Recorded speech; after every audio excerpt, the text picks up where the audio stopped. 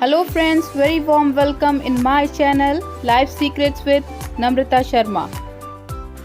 आज के मेरे इस माई कुकिंग माई स्टाइल के ब्लॉग में आप लोग सीखेंगे healthy and tasty veg sandwich बनाना।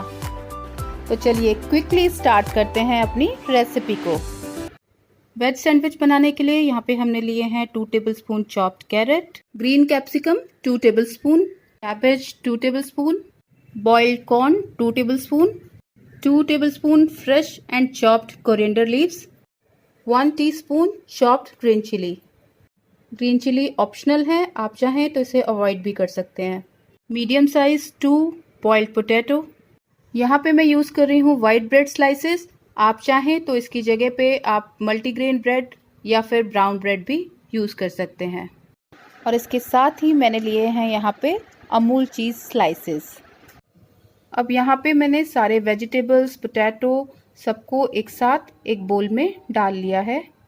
अब मैं इसमें ऐड करूँगी 2 टेबलस्पून वेज मेयोनीज़। ये मैंने इसमें ऐड कर दिया है 2 टेबलस्पून वेज मेयोनीज़। इसके साथ साथ हम ऐड करेंगे salt to taste, red chilli powder 1 tablespoon,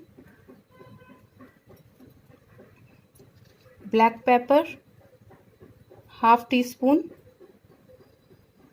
इसके साथ साथ हम ऐड करेंगे थोड़ी सी मिक्स्ड हर्ब्स।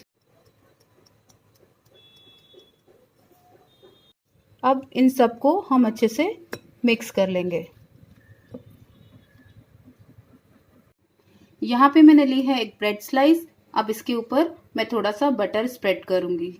यहाँ पे मैंने पूरे अच्छे से पूरे ब्रेड को कवर कर दिया है बटर से। अब इसके ऊपर हम जो हमारी वेजिटेबल स्टफिंग थी वो स्प्रेड करेंगे। मैंने बटर वाली ब्रेड के ऊपर स्प्रेड कर दी है हमारी वेजिटेबल स्टफिंग। अब इसके ऊपर हम स्प्रेड करेंगे अमूल चीज स्लाइस। ये मैंने अमूल की चीज स्लाइस स्प्रेड कर दी है इस वेजिटेबल स्टफिंग के ऊपर। अब इस चीज स्लाइस के ऊपर भी हम एक पतली सी वेजिटेबल की लेयर और स्प्रेड करेंगे।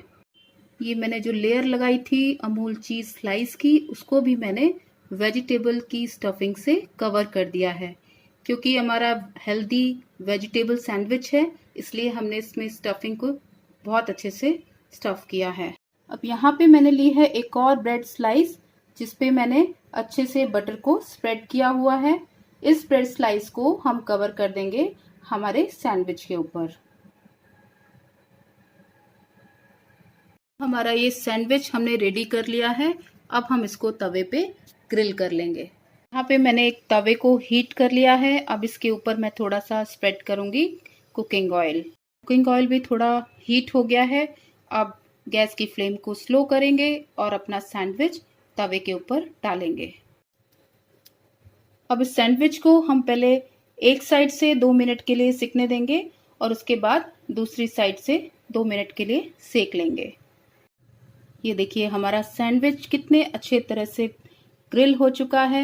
अब हम इसे नीचे प्लेट में निकाल लेंगे और हमारे जो मनपसंद शेप हो उसके अकॉर्डिंग हम इसे कट कर लेंगे।